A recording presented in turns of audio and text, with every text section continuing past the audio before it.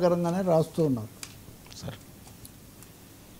Sir దేశమంతటా sir ఈవీఎంలతో game ఆడితే తప్ప ఇది పెద్ద ఇదండి 30వ తారీఖు నుంచి దేశమంతా సర్వ్ ప్రారంభం అవుతుందని ఎలక్షన్ కమిషన్ స్పష్టం చేసింది.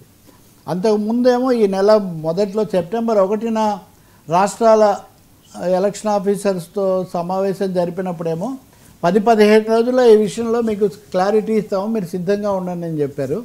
ఈరోజు నిన్న అయితే చెప్పేశారు 30వ తారీఖున మనం దేశమంతా ఎన్నికలకు సార్ ఈ స్పెషల్ ఇంటెన్సివ్ రివిజన్ ప్రత్యేక పరిశీలన అనే దానికి సిద్ధం కావాలన్నారు.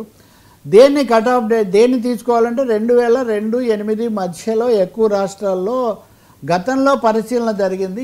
ఈ 20 ఏళ్ళ తర్వాత జరుగుతుంది కాబట్టి ఇప్పుడు 2026 జనవరి 1వ తేదీని కట్ ఆఫ్ తేదీగా తీసుకొని కొత్త ఓటర్లు ఎవరు ఉంటారో జాబితాలో అన్నది. సో ఇప్పుడు 2026 జనవరి కట్ ఆఫ్ డేట్ అన్నప్పుడు సగం మంది ఓటర్లకు ఏ పత్రాలు కూడా ఇవ్వాల్సిన అవసరం ఉండదు. సగం మంది ఓటర్లు ఆటోమేటిక్గా రెన్యూ అయిపోతారు. అంటే మీరు ఇక్కడ note this point your honour అని, సగం మందికి ఏమీ ఇవ్వక్కర్లేదంటే సగం మంది ఇవ్వాలి అని. అంటే దాదాపు ఇప్పుడున్న ఓటర్లలో సగం మంది, సగానికి పైగా కూడా కొన్ని చోట్ల తమ దీన్ని అర్హతను తమ ఓటింగ్ హక్కును కాపాడుకోవడానికి చాలా పని చేయాల్సి ఉంటుంది. ఇందులో 2026లో ఎన్నికలు జరిగేవన్నీ కూడా ప్రాణాంతకమైనవి. బీజేపీకి కానీ ప్రతిపక్ష అస్సాం, బెంగాల్, తమిళనాడు, కేరళ ఈ రాష్ట్రాలన్నీ బీహార్ కొంచెం ముందే జరుగుతాయి.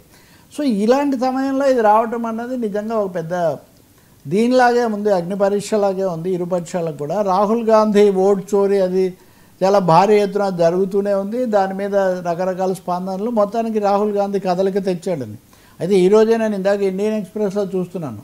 రాహుల్ గాంధీ తెచ్చింది ఇది రాజకీయ జోష్, ఇదంతా బాగానే తెచ్చింది, కానీ ప్రజల స్థాయిలో దీని ప్రభావం ఎంత ఉంది అనేది మటుకు అంత ఎక్కువ లేదేమో అని అంటున్నారు. ఇలాంటి సమయంలో మీరు 2వ లైన్ చదివారు చూడండి, ఈవీఎంలతో గేమ్ ఆడితే తప్ప. అసలు ఇలాంటి మాట ఎవరైనా అంటారని మీరు ఊహించగలుగుతారా?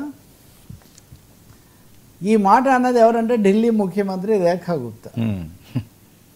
ఈవీఎంలతో మీరు ఇవన్నీ మాయాజాలం చేస్తున్నారని కాంగ్రెస్ వాళ్ళు అంటున్నారు కదా అని ఆ ఇంటర్వ్యూలో మీలాంటి ఇంటర్వ్యూయర్ అడిగితే వాళ్ళు 70 ఏళ్ళు ఆడితే లేదు కానీ మేము ఇప్పుడు ఆడితే తప్పు వచ్చిందా నోరు జారారో లేదా దబాయించాలనుకున్నారో తెలియదు. కానీ దీనికి సందర్భం అంటే ఢిల్లీ యూనివర్సిటీ ఎన్నికల్లో ఏబీవీపీ గెలిచింది ఎక్కువ స్థానాలు. అఫ్కోర్స్ మీడియాలో రాలేదు కానీ ఎస్ఎఫ్ఐ కూడా ఒక 3-4 ముఖ్యమైన స్థానాలు వచ్చాయి. అలాగే అక్కడ జకీర్ హుస్సేన్ కాలేజీ అనుబంధంగా ఉండే దాంట్లో కూడా వాళ్ళు వచ్చారు. కానీ బీజేపీది సహజంగా ఎక్కువ వస్తుంది కదా, హైదరాబాద్ సెంట్రల్ యూనివర్సిటీ కూడా ఏబీవీపీ వచ్చింది. సో అదే వచ్చినప్పుడు మీరు ఏ ఎన్నికైనా సరే ఆ విలేకరు అడిగింది ఏంటంటే ఎన్నిక ఏం జరిగినా ఎక్కడ జరిగినా మీకు అనుకూలంగా రిజల్ట్స్ వచ్చే విధంగా మీరు ఈవీఎంలను ట్యాంపర్ చేస్తున్నారు, మాయాజాలం చేస్తున్నారని ఆరోపణ వస్తుంది కదా. అంటే ఇన్ని సంవత్సరాలు వాళ్ళు చేస్తే లేదు కానీ మేం చేస్తే తప్పు వచ్చిందా అని ఒక ముఖ్యమంత్రి నోట్లో నుంచి రావటం అన్నది నిజంగా ఇది ఒక సంచలనమైంది. ఇంకెవరన్నా అనుంటే ఈ పాటికి ఏమయ్యేదో కానీ ఈ వీళ్ళకైతే ఇప్పుడు చెల్లింది కదా. ఇదిగో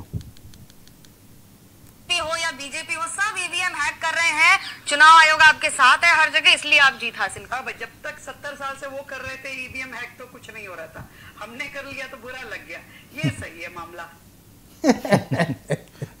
70 ఏళ్ళ నుంచి వాళ్ళు 70 ఏళ్ళ కింద ఈవీఎం లేవు. ఏదో ఒక విధంగా ఎన్నికల అక్రమాలు వాళ్ళు చేస్తే లేదు కానీ మేము అంటే ఒక విధంగా ఒక ముఖ్యమంత్రి ఒప్పుకున్నట్ట. మరి బీజేపీ వాళ్ళు దీని మీద ఏం చెప్తారో మనకు తెలియదు కానీ ఈ సమస్య మటుకు దేశవ్యాప్తంగా ఒక తీవ్ర స్థాయిలో వచ్చి కూర్చుంది. Sir GST over hype rating